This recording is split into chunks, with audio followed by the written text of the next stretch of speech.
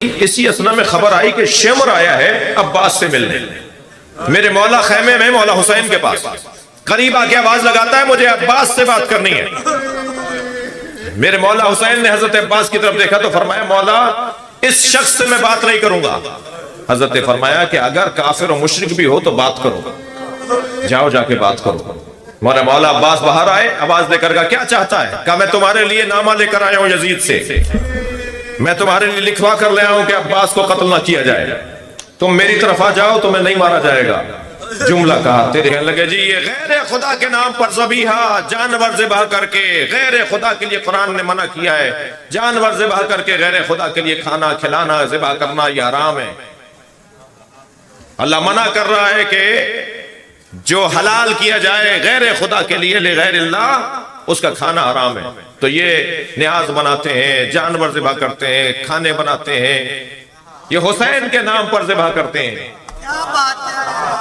میں انہیں دو پیغام دینا چاہتا ہوں. پہلا پیغام تو یہ ہے کہ ہم حسین کے نام پر پکنے والی نیاز میں ذبح ہونے والا جانور قبلے کی طرف لٹا کے ذبح کرتے ہیں, اور جانور کے گلے پر بھی اللہ اکبر اور بسم اللہ پڑھتے ہیں. ہم کربلا کی طرف رخ کر کے جانور نہیں لٹاتے جی, ہم یا حسین کہہ کر جانور ذبح نہیں کرتے. اگر ہم نے یا حسین کہہ کر جانور ذبح کیا ہوتا تو ابھی تم سوچتے, ہم اس کا پھر ایک اور جواب دیتے. لیکن یاد رہے کہ ہم جانور, وہ جواب نہیں ہے, جواب یہی ہے کہ ہم قبلے کی طرف رخ کر کے جانور کو ذبح کرتے ہیں, اللہ اکبر اور بسم اللہ کہہ کے جانور ذبح کرتے ہیں, اور جب اللہ کے نام پر کر دیتے ہیں کھلاتے ہیں حسین کے نام.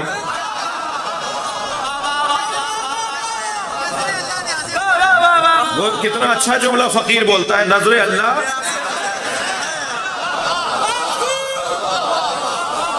صلوات پڑھیں گے محمد و آل محمد پر.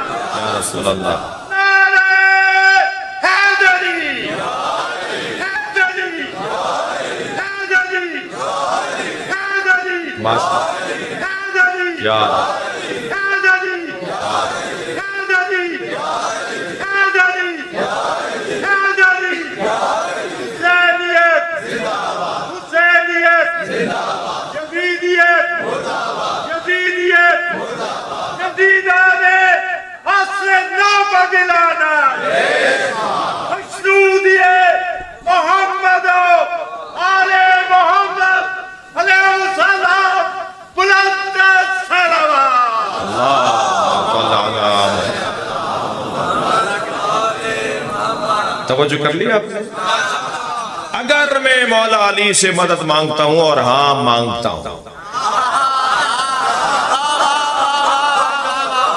تو علی سے مدد مانگنا غیر خدا سے مدد مانگنا ہے. اگر علی اللہ کا غیر ہے تو پھر اللہ کا کون ہے؟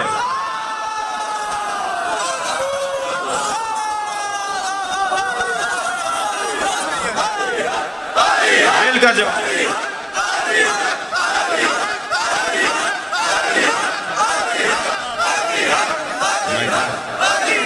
بلندتر صلوات پڑھیں گے.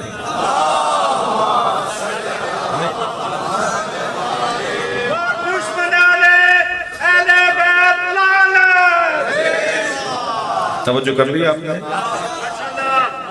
عزیزان گرامی، بات دلیل سے ہو. میرے مولا علی علیہ السلام کے ہاتھ میں کاغذ و قلم تھا،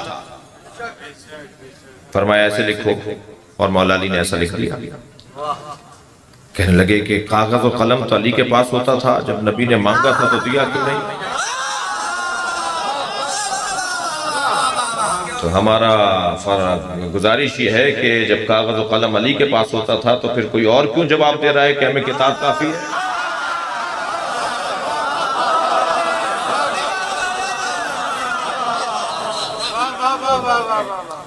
اچھا، پھر جب آپ کی حکومت آ گئی تو آپ نے فتح کیوں نہیں لے لیا؟ جب آپ کی حکومت آ گئی تو وہ جو تفسیر قرآن لکھی تھی وہ کیوں نہیں پیش کر دی؟ جب آپ کی حکومت آ گئی تو آپ نے وہ کام جو آپ کو کرنے تھے اور آپ سے نہیں کرنے دیے گئے تو آپ نے خود کیوں نہیں کر لیے؟ تو ایک جملہ کہہ کے آگے بڑھوں گا. علی اس حاکم اسلام کو کہا جاتا ہے جو اپنے اختیار اپنے مفاد کے لیے استعمال نہیں کرتا.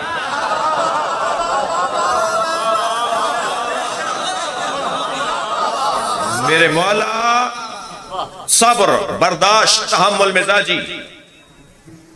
عزیزان گرامی، حضرت عباس کی زندگی کا سب سے بڑا پہلو، غالب پہلو حضرت عباس کا، وہ ان کا صبر ہے، ان کی برداشت.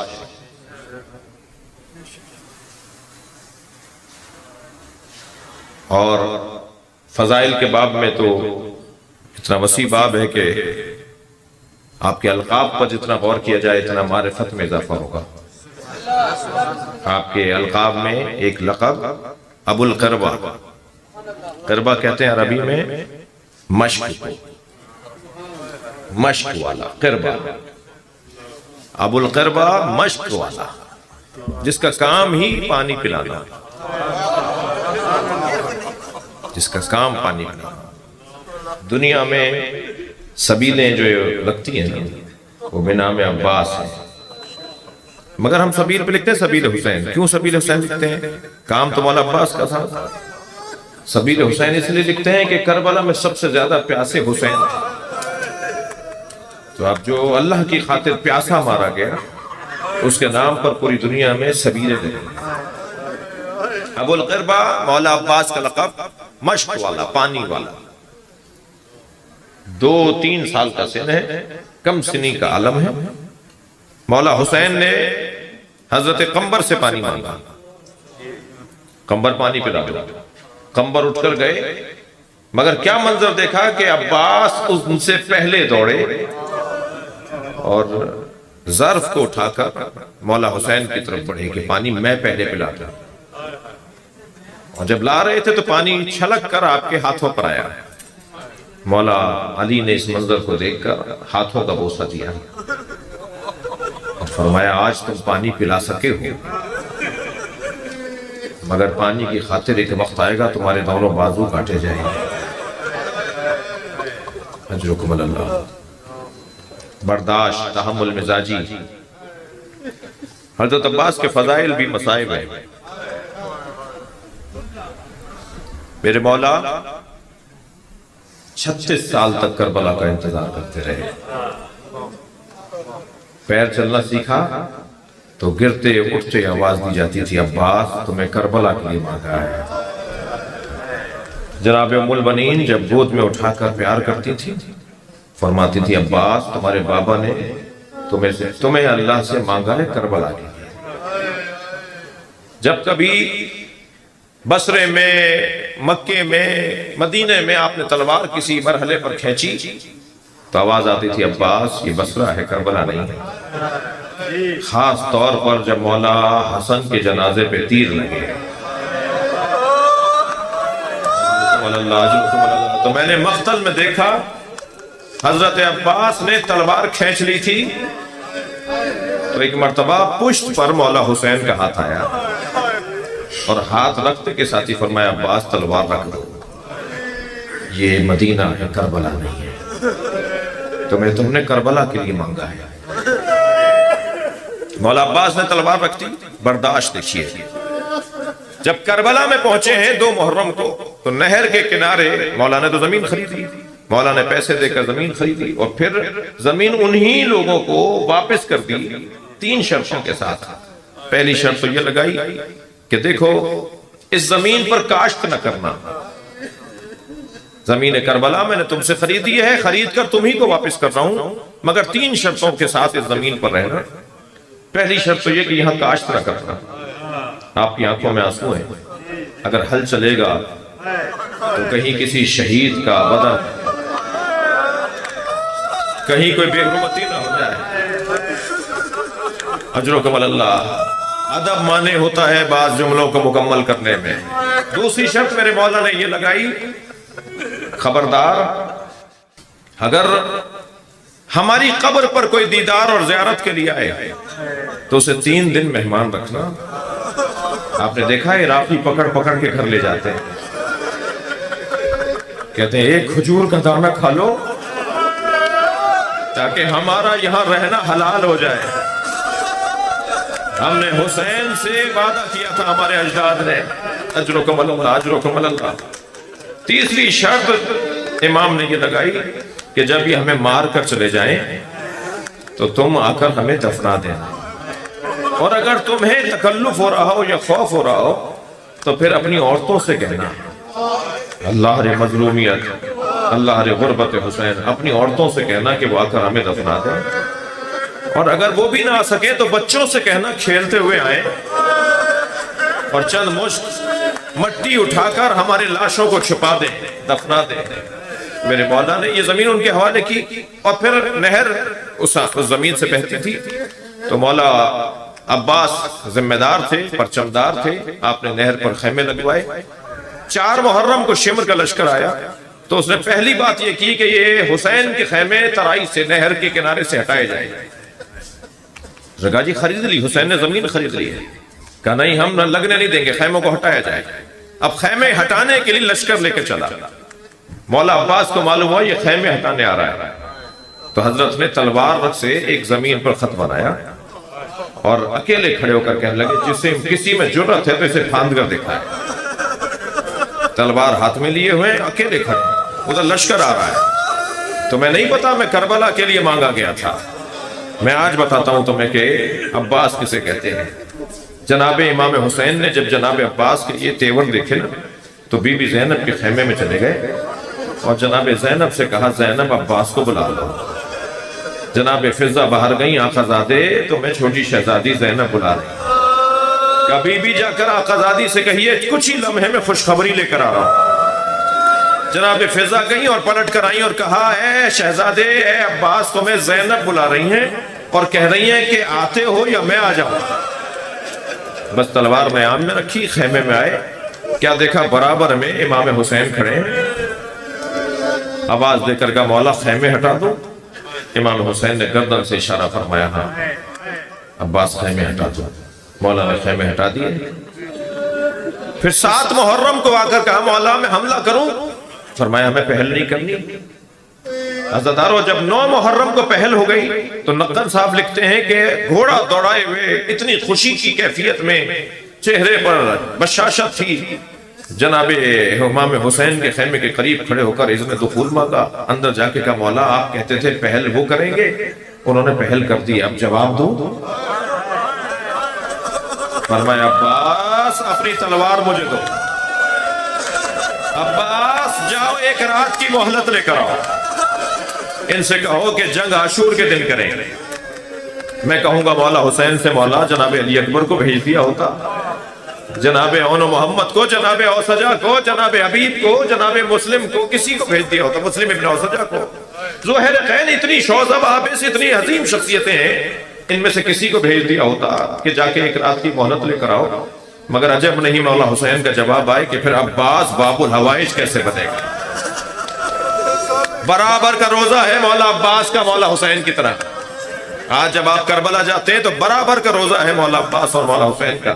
یہ عظمت ایسے ہی نہیں مل گئی جی، کہا جاؤ ایک رات کی مہلت لے کر آؤ۔ عزادارو آپ رو رہے ہیں، آپ کی آنکھوں میں آنسو ہیں، بازوؤں کے کٹنے پر بھی تکلیف ہوئی، سر پہ گرز لگا تو تکلیف ہوئی، مگر میرا دل کہتا ہے کہ ایک کم ظرف سے جا کر یہ کہنا کہ ہمیں ایک دن کی ایک رات کی مہلت دے دو، یہ بہت بڑی تکلیف ہے۔ کہتا ہے کہ میں مشورہ کر کے بتاؤں گا۔ مولا عباس کھڑے ہیں اور یہ مشورہ کر رہا ہے۔ تو بصرے کا ایک سردار تھا جس کا نام ابن جمو تھا، وہ کہتا ہے اے پسر سعد، اگر ترک اور دیلم کے غلام بھی یہ کہتے نا جو حسین نے کہا ہے، ترک اور دیلم کے غلام سستے ترین غلام ہوتے تھے، ہر شخص خرید سکتا تھا، بہت آسانی سے مل جاتے تھے، ان میں خاص صلاحیت نہیں ہوتی تھی۔ تو کہنے لگا اگر ترک اور دیلم کے غلام بھی کہتے نا کہ ہمیں ایک دن بعد مارو، ہمیں آج نہیں مارو ہمیں کل مارنا، تو ہمیں ان کی بات بھی ماننا چاہیے تھی۔ یہ زہرا کا لال ہے، یہ نبی کا نواسہ ہے، جنگ کو ایک دن آگے بڑھا دو۔ تو پسر سعد نے باہر آ کے کہا ہے عباس علی، جنگ ہم نے ایک دن آگے بڑھا دی۔ سنیں گے عزیزانو، ابھی مولا پلٹ کر گئے ہیں اور مولا حسین کو بتایا ہے کہ جنگ اب عاشور کے دن ہوگی۔ اسی اسنا میں خبر آئی کہ شیمر آیا ہے عباس سے ملنے۔ میرے مولا خیمے میں مولا حسین کے پاس قریب آ کے آواز لگاتا ہے مجھے عباس سے بات کرنی ہے۔ میرے مولا حسین نے حضرت عباس کی طرف دیکھا تو فرمایا مولا اس شخص سے میں بات نہیں کروں گا۔ حضرت فرمایا کہ اگر کافر و مشرک بھی ہو تو بات کرو، جاؤ جا کے بات کرو۔ مولا عباس باہر آئے، آواز دے کر کہا کیا چاہتا ہے؟ کہا میں تمہارے لیے نامہ لے کر آیا ہوں یزید سے، میں تمہارے لیے لکھوا کر لے آیا ہوں کہ عباس کو قتل نہ کیا جائے، تم میری طرف آ جاؤ تمہیں نہیں مارا جائے گا۔ جملہ کہا تیرے خط پر بھی لعنت، تیرے یزید پر بھی لعنت، تجھ میں بھی لعنت۔ وہ زندگی کیا ہے جو حسین کے بغیر؟ اللہ اکبر۔ مولا عباس اور صبر۔ عاشور کا دن نمودار ہو گیا، لشکر پہ لشکر جا رہا ہے، شہیدوں پہ شہید پلٹ کر آ رہے ہیں، جنازوں پہ جنازے اٹھائے جا رہے ہیں۔ کئی مرتبہ آ کر کہا مولا مجھے اجازت ہے؟ مولا فرماتے تھے تم ہمارے لشکر کے سالار ہو۔ جب سب شہید ہو گئے نا تو فرمانے لگے مولا مجھے اجازت ہے؟ تو مولا نے فرمایا تم ہمارے لشکر کے سالار ہو۔ تو علامہ مجلسی لکھتے ہیں کہ دائیں اور یمین اور یسار دیکھا کہ مولا وہ لشکر کہاں ہے؟ اجرکم اللہ، مولا وہ لشکر کہاں ہے جس کا میں سالار ہوں؟ پھر آ کر کہا مولا مجھے مرنے کی اجازت ہے؟ یہ ابھی بات کی تھی کہ سکینہ خیمے سے باہر آئی، ایک مشکیزہ ہاتھ میں لیا ہوا ہے اور بابا کا دامن پکڑ کر کہا بابا میرا بھائی علی اصغر مر جائے گا، کچھ پانی کی سبیل کر دیجئے۔ میرے مولا نے مشکیزہ عباس کو دیا، عباس جاؤ جا کر پانی لے کر آؤ۔ مولا گئے ہیں ترائی کی طرف، نہر کے اوپر قبضہ ہے، قبضہ چھڑوایا ہے، مشکیزہ بھرا ہے، چلوں میں پانی لیا ہے اور پورے مجمع کو دکھا کر کہ میں پانی پی سکتا ہوں، واپس نہر پر پھینک کر بتایا کہ مگر میرا حسین پیاسا ہے۔ یہ وفا مولا عباس کی، اور مشکیزہ بھر کے چلے عزاداروں۔ اور جیسے ہی آگے بڑھنے لگے تو عمر سعد نے آواز لگائی اگر پانی خیموں میں چلا گیا تو جنگ مشکل پڑ جائے گی، یہ تو ابھی پیاسے ہیں جو ہم سے سنبھل نہیں رہے، اگر انہوں نے پانی پی لیا تو ہم سے جنگ مشکل پڑ جائے گی، خبردار پانی خیموں میں نہ جانے پائے۔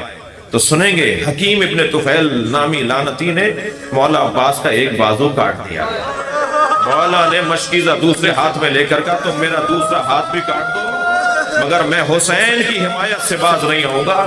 اور پھر ایک اور وار ہوا، دوسرا ہاتھ بھی بریدہ ہو گیا۔